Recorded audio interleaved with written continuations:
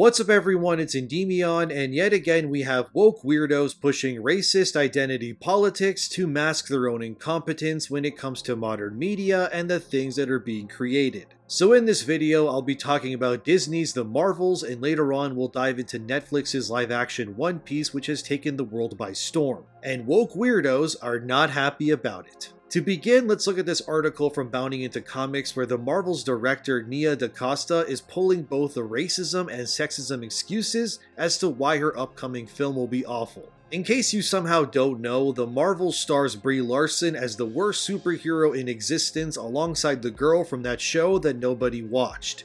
And the other lady who thought Scarlet Witch was a victim even though she committed war crimes on a small rural town in America. The Marvels is the epitome of woke identity politics. It has all the makings to be the most virtue-signaling, politically driven slopfest of a film, and it's the exact opposite of what Marvel needs right now when it comes to getting fans to believe in the magic that was once the MCU. This brings us to Nia DaCosta, who stuffed her film with enough diversity to make a gender studies student explode. But according to her, even though she controlled the set and had everyone answer to her every whim, that still didn't matter. Because everything is racist and sexist when you're raised with a victim mindset. Let's hear what the Marvel's director had to say, and I quote, "Sometimes as a black woman, you realize that people think you take up more space than you actually do, or your voice sounds louder for people than it actually is, or your tone is more stern than it actually is. When it came to previous films I worked on, some crew members on previous sets said things that are super inappropriate, that you would just never say to anyone else because they were so specific to my gender, my race, my age. I realized it wasn't ever gonna be about how much power I amassed or how many great movies I made or if I won awards. It was always just going to be the people that I surround myself with. The thing that I've been most surprised by lately is how much respect I'm getting from these middle-aged white dudes that I work with. You can't do anything but be yourself, so bring that to the table. They can choose to take some and leave some, but that's what your job is." End quote. And while Nia DaCosta tries to play the victim card and say she had all of these challenges making this film because she's a woman of color, which is so tiring to hear at this point, Nia obviously never mentions any names or examples, just simple he said, she said. Vanity Fair's Rebecca Ford, who interviewed DaCosta, confirmed none of these claims she made happened on the Marvels. This director, who seems talented, I mean she did direct the Candyman remake, is now going from a low-budget film to a sequel to a billion-dollar franchise. But the hype surrounding the MCU has aged like a glass of milk left in the sun for a week. Which is to say, what used to emote praise and hype from fans has largely been replaced with eye-rolling and groaning instead. If you objectively look at this year alone, the only film or project Marvel has released that's done well was Guardians Volume 3, and that's because it's James Gunn's voice and style oozing throughout all of it. Whereas The Marvels, according to DaCosta in her own words, is not her movie, but it's Kevin Feige's. It's wild that a director would openly just admit that this movie months before release not only lacks her style, but her personal touch is damning. But it's nothing new when it comes to Marvel and Disney, as besides very rare cases like the Guardians trilogy or Multiverse of Madness, most of these films are homogenized and made by committee than say a solo director's unique voice. And it's also largely why so much stuff they've been doing lately is absolute butt cheeks. But it's even more damning when the Marvel's director follows up what she says by confirming her first jump into the MCU will also likely be her last. She even openly admitted via her Vanity Fair interview that she talked to other MCU directors and said that she was overwhelmed and stressed by everything. I can just imagine Kevin Feige and Bob Iger reading that comment as they begin screaming inside their brains at the shitstorm they made for themselves. DaCosta had more to say, and it's hilariously damning of Marvel, and I quote, "Sometimes you'd be in a scene and you'd be like, what the hell does any of this shit mean? Or an actor's looking at some crazy thing happening in space and they're actually looking at a blue X. There were obviously hard days and days where you're like, this just isn't working. It was really great to play in this world and to be a part of building this big world, but it made me just want to build my own world more." End quote.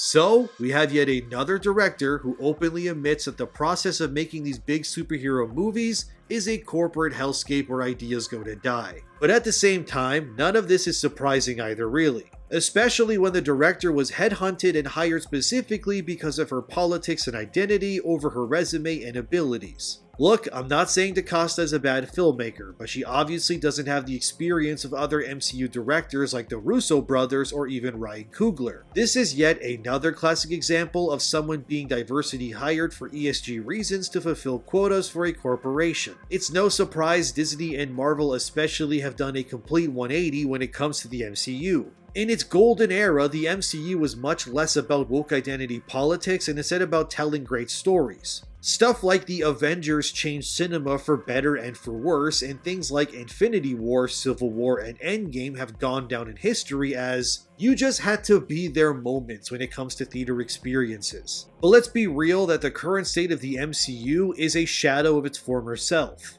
Their movies aren't doing as well, they're reviewing worse, and it's all because the people being hired are not being chosen because of their talents, but their identities. Nia DaCosta clearly flourishes in smaller budget projects, and there's nothing wrong with that. But plucking a fresh, early 30-year-old director because her identity will boost her ESG score is classic woke corpo nonsense at its finest. This is why there are directors who flourish in bigger productions and budgets. Someone like Christopher Nolan comes to mind, or like I said before, the Russo brothers, who had the impossible task of making Infinity War and Endgame back to back and nailed it, which is crazy even to this day. And then you have your directors who excel in the lower budget stuff, like DaCosta for example. And then you have anomalies that can do both, like Sam Raimi with Doctor Strange or Spider-Man, and classics like one of my favorite films of all time, which is Evil Dead 2. The problem here with not just Marvel, but really all entertainment, is that too many studios are hiring people based on their politics or identity over their accomplishments and abilities. I guess it's cool to have a young black woman direct your sequel to a billion-dollar movie, but when she openly trashes the employer and claims it's too hard to make, you kind of get what you paid for. And speaking of getting what you pay for, let's mosey over to this next story surrounding the One Piece Netflix live-action series. I'll admit beforehand, I have very little knowledge when it comes to One Piece. I know the main guy is named Luffy, I know he can stretch his body like Mr. Fantastic, and I know the main girl in the anime has knockers the size of melons. Which I just gotta say, hell yeah brother, I love the Japanese. And recently I've been watching the Netflix series with my girlfriend who does know quite a bit about the series. And according to her, it's great, and honestly, I'm having a good time watching it too. I've only watched the first 4 episodes, but from what I've seen so far, it's an impressive live-action show. I really like how Buggy looks, and his actor is great, and what I've seen of that Arlong guy, I just gotta say, his makeup is amazing. Like, just look at this guy, he looks incredible. I have no idea who he is, but his nose looks cool as hell. But anyway, one of the biggest breakout stars from this show is the Japanese heartthrob named Mackenyu, or Mackenyu? I don't know, I'm gonna say Mackenyu, who looks like he was made in the Giga Chad Ultimate Japanese Boyfriend Factory. Like if someone said what would be the perfect Japanese guy, this dude would show up. I had no idea who he was, but the fact he was doing his own stunts in the show and how impressive it all looked was awesome. Then I found out his dad was Sonny Chiba, and it all started to make sense. This guy is the ultimate nepo baby of a martial arts superstar, and apparently One Piece isn't even his first foray into live-action anime adaptations. And he's made a name for himself over in Japan with many other projects that I've never seen or heard of.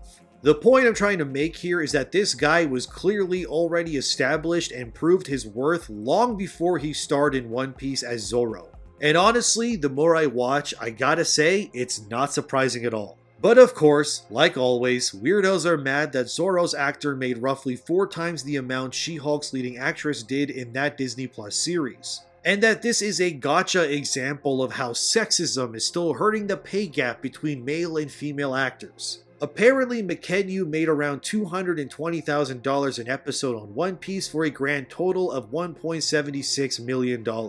Whereas Tatiana Maslany made around $50,000 an episode for a grand total of $450,000 for all of She-Hulk. Apparently this means One Piece and Netflix is sexist, which, like I just talked about earlier with the Marvel's director, you get what you pay for. Not saying She-Hulk's lead actress isn't accomplished, she is, but you can't really compare her to the appeal of Mackenyu. That's like if the Avengers' Colby Smulders, who played Maria Hill, complained she wasn't being paid as much as Robert Downey Jr. as Iron Man. Like, come on, people are here to see Downey Jr., not you. And if you want your production and series to be taken seriously and you're able to get big names who are accomplished internationally like this Mackenyu guy, the price speaks for itself. And clearly Netflix actually managed a slam dunk here since everybody is talking about One Piece. And the show is doing insanely well for the platform with a second season rightfully secured already. And when you compare Mackenyu's salary to his co-stars, it makes sense. Luffy's actor made $320,000 for the entire series, Nami's made $200,000, and Usopp and Sanji's actors both made $150,000 for their work on the show too. So even if you fuse the prices of 4 of the 5 main characters of One Piece, Zoro still made the most. But again, it's because he's a big name and his portrayal will also bring about his fan base to the show. So Netflix getting this Zoro guy for less than $2 million is honestly probably a steal in their eyes.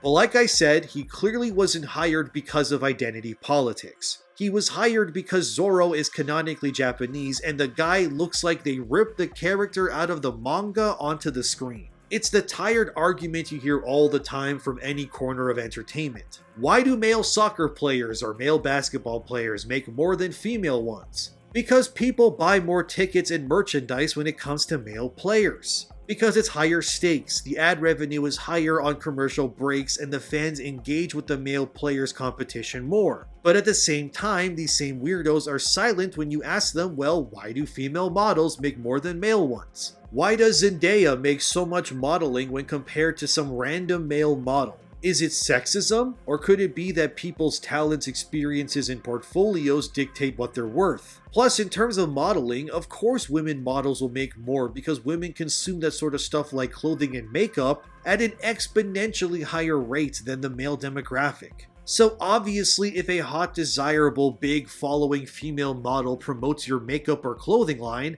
the money and opportunities are huge. But of course, it's totally fine when women are making loads of cash when it comes to things that they consume. And it's always sexist when it comes to things they don't consume as much. You want to know how I know? Without looking up anything on Google, name me 5 female basketball players or soccer players. Go ahead. Pause this video right now and just give yourself like 15 to 30 seconds and just think really hard about it. Now do the same for male basketball or soccer players, and on the flip side, let's look at makeup gurus. Name me 5 male makeup gurus, now go think of 5 female makeup people. Have I proven my point here enough or what? The reason why this Mackenyu guy made 4 times what She-Hulk's actor made is simple economics. Because there clearly was more demand and his portfolio speaks for itself. And clearly $450,000 for She-Hulk might have been too much, since many of She-Hulk's most expensive issues actually dropped in price once the show aired. Meaning, if anything, the She-Hulk Disney Plus series hurt the character's brand recognition instead of helping. Whereas I guarantee you with One Piece's live-action show releasing, they just exposed millions of people who've never read the manga, like yours truly for example, to an entirely new world to consume. Plus, you can't compare She-Hulk to One Piece anyway. It's literally the most successful manga of all time. Like, One Piece outshadows Dragon Ball for God's sakes. The Zoro guy made more because he's more in demand and his portfolio, like Zendaya's for makeup and fashion, speaks for itself. It's how recently Leslie Jones, who starred in the terrible Ghostbusters 2016, complained she made less than her co-stars like Melissa McCarthy and Kristen Wiig. Jones said she made around $150,000 when it was all said and done. And clearly, Sony got what they paid for with Ghostbusters since everybody hated that movie. This would be like if Nami's actor in One Piece claimed sexism against Zoro's for being paid more. I already explained this enough, but it would be brain-dead lunacy to claim that. Imagine if Tessa Thompson in Endgame bitched that her Valkyrie character didn't make as much as Downey Jr.'s Iron Man in Endgame. Like, no shit, Sherlock. He's freaking Iron Man. He was the heart of that franchise and people bought tickets to see the movie because of him. I can't believe I need to explain basic economics and popularity to people whose entire careers is stuff. If you want to get paid more, you gotta prove you deserve it. You don't get paid more and get better roles by claiming sexism and racism. All that does is alienate you and make the audiences hate you. So basically, to sum this all up, Mackenyu made what he made because his inclusion clearly was integral to the success of the show, and there's no denying that. Nia DaCosta has likely made a stinker of a film because she's not experienced enough to be doing something of that scale yet. And people like She-Hulk's actor or Ghostbusters' Leslie Jones made what they made because that's what they were worth at the time. Call me whatever you want, but if the roles were reversed and it was two guys complaining about their salaries against a woman, we all know people would tell them to sit down, shut up, and praise queens because identity politics are where dreams go to die. Hopefully this helped you understand why all of this nonsense and why things are the way that they are. That would be like me saying, well, why don't my videos get Mr. Beast numbers? Because the size of his channel and reach are insane compared to mine. I would be a dumbass to claim that, and that's what this is all about. Idiots, all of them. Anyway, thank you for watching, subscribe for more in the future, and like the video to help the channel out. Have a great day, and I'll see you in the next one.